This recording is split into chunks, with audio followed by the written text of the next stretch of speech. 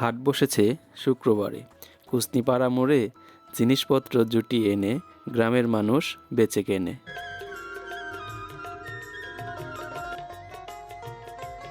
কৃষিপ্রধান আমাদের এই দেশের বেশিরভাগ লোকই গ্রামে বাস করে।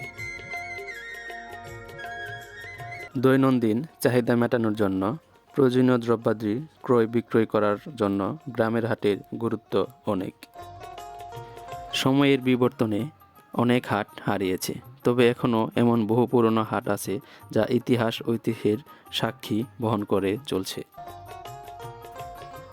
তেমনি সেই পুরনো দিনের মতো এখনও শেরপুর জেলার ঝিনাইগাতী উপজেলায় কুস্নিপাড়া সরকারি প্রাথমিক বিদ্যালয় মাঠে খোলা আকাশের নিচে গ্রামীণ হাট বসে।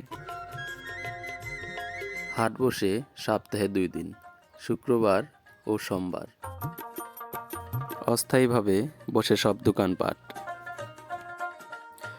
দুপুর গড়ার সাথে সাথেই হাট বসতে শুরু করে হাট থাকে সন্ধ্যা পর্যন্ত। সন্ধ্যা যতই বাড়তে থাকে হাটের লোকজন ততই কমতে থাকে। এই হাটে পাবেন বিশুদ্ধ সব শাকসবজি, তরিতরকারি। গ্রামের কৃষকরা ক্ষেতে সবজি চাষ করে এবং হাটের আগ মুহূর্তে তুলে হাটে বিক্রি করতে নিয়ে আসে। দেশি হাঁস, মুরগি, কবুতর একদম সস্তা দামে কিনতে পারবেন এই হাট থেকে।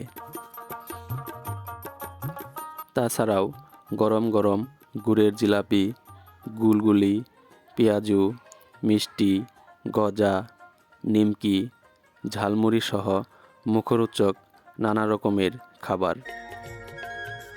পুরনো দিনের সেই হাটকে উপভোগ করতে চাইলে চলে আসুন কুস্নিপাড়া হাটে।